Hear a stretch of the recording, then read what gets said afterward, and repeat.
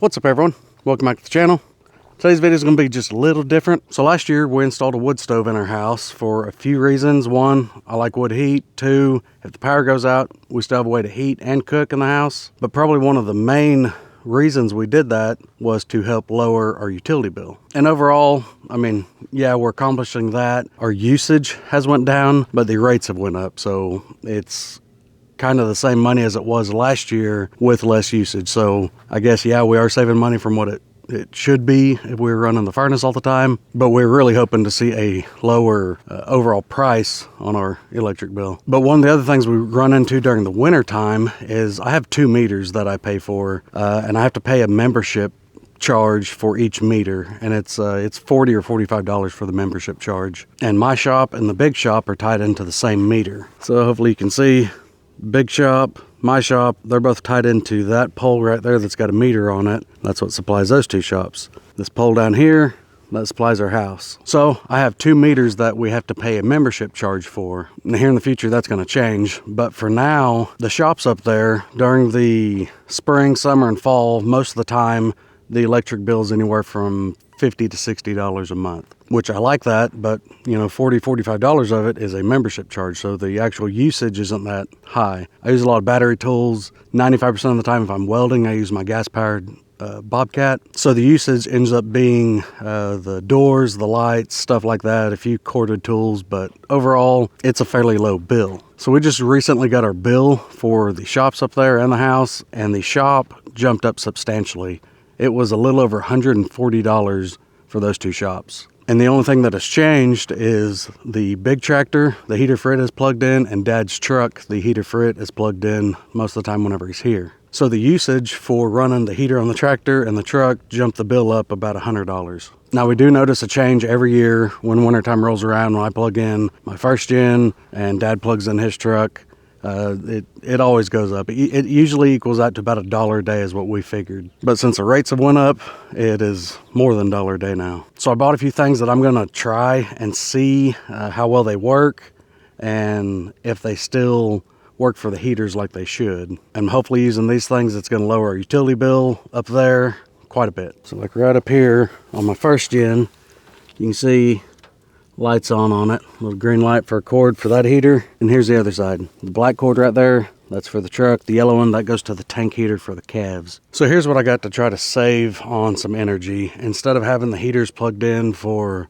potentially 24 hours a day like the big tractor, we don't use that thing every day to go feed hay. And if it's real cold out, the big tractor really doesn't like starting unless it's plugged in. If it's plugged in, it starts easy. It has no issues. But my thoughts are, instead of having something plugged in potentially 24 hours a day, to cut that down into, you know, a quarter of the day, 5-6 hours anyways. So I picked a few different timers up on Amazon. This is a mechanical timer and this is a digital timer. So I'm going to try one of the mechanical ones here on the first gen, and then probably throw the other mechanical on the big tractor and throw a digital one on Dad's truck. Not sure how well these will work. I'll do an update later on and see kind of what our electric bill has went down to by running these, because this is really the only thing that changes right now is all the stuff that's plugged in that normally wouldn't be plugged in, besides not being in wintertime. So the mechanical ones, I've already opened them both just to kind of see how they worked. The mechanical, you've got daytime, nighttime. You just turn this dial to whatever time you want to set it to. It's got a on switch if you just want it to run all the time, and it's got that switch where it'll only turn on when it's on the timer. So let me see what time it is. Okay, it's 11:25. So there's 11:15.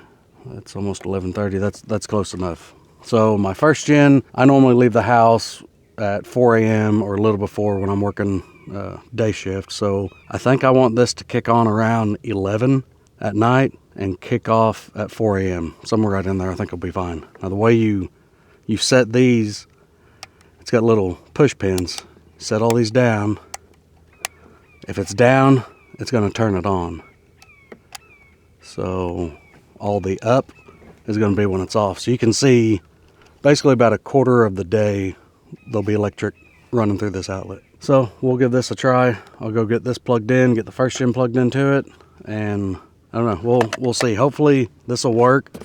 Do any of you all use anything like this when you're plugging in your tractors or your truck or anything like that?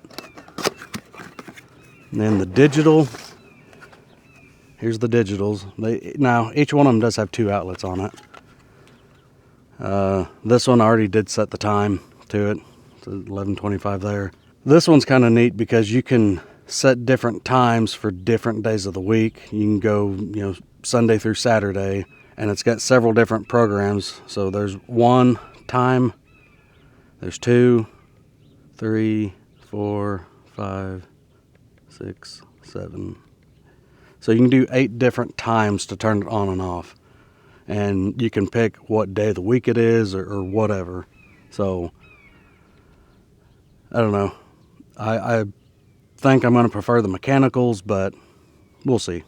This seems to do okay. But to set the time, all I did was hit program, 1 on. I want this to come on at 3 a.m. This is going to be for Dad's truck. So Sunday through Saturday, it's going to come on at 3 a.m. and turn off at 10 a.m. And that's the only time I've got set for it. But if you wanted to, you could set, say you wanted that to come on at 5, turn off on 9, and then you hit the weekday, you can change it. That's Monday, Tuesday, Wednesday, Thursday, and you guys can see, you can select different days. You can select just weekdays, you can select just weekends, and yeah, every day but Sunday, Monday, Wednesday, Friday, Thursday, Saturday, or Tuesday, Thursday, Saturday. So I mean, it's kind of neat that it gives you a lot of different options on this one. I'm gonna try to turn this back off if I can figure that out. Okay, reset. So nothing on for that day. Reset. So simple enough. That timer, we just got 1 timer going. So I don't know if you guys could see that or not, but the digital does give you a lot more options. And the price difference between the two, I think, was about $4 or $5. It wasn't that much. I'll put Amazon links. That's where I bought both these. I'll put them down in the description of this video if you guys are interested in something like this. They weren't awful. Let me just look up the price real quick, and I can tell you what it was. Okay, so for the 2-pack of mechanicals, it was about 25 bucks. For the digital, it was 30 for the 2-pack. So not awful. If it cuts down on my energy usage and takes the shop from, jumping up $100 to jumping up to like $20, $25, then they paid for themselves in the first month. Okay, I've got the mechanical here. Make sure the time's still right. And we'll go get this one plugged in. Okay, 11:30, it's on the timer. Let's go get it hooked up. Okay, take that out. Now there's more specs of how many amps it'll take and stuff like that on Amazon. I don't remember off the top of my head, but I'm just looking for something that'll run the heater on this truck, which it should, and save me some money. Okay, so I am curious if any of y'all do use something like this, or if you don't even worry about it and just leave them plugged in all the time. Or what do you use? And I'm sure a person could just go and plug it in every day if they knew they were going to need it, and unplug it the rest of the days. That would probably be another option that wouldn't really cost you any money. But I'm just wanting something that is kind of, I don't know, user-friendly, something that'll just work, I guess. We've got 2 different ones to try out, mechanical and a digital one. So I'm hoping these things will pay for themselves basically within a month. That's kind of the goal for me. Now the mechanical one, now it does say on the box, on the digital, mechanical's the same. So max load is 15 amps, 1875 watts is what each one of these timers will do. Basically up to a 1/2 horsepower motor. So nothing crazy high. You're not going to run big items on these, but I would imagine the heater's about the only thing I'm going to get to plug in on this. I don't think I could plug 2 heaters in. It'd be close. 2 heaters in on a timer. Got enough timers, I'll just go ahead and put 1 heater per timer, and that'll be it. Now it does say it is a 6-inch grounded power cord, set up to 8 on and off cycles, 1 minute programmable intervals. The mechanical says you can set up to 96 on-off cycles per day, programmable in 15-minute intervals. Same deal, 6-inch grounded power cord. So I don't know. I know this video is a little different.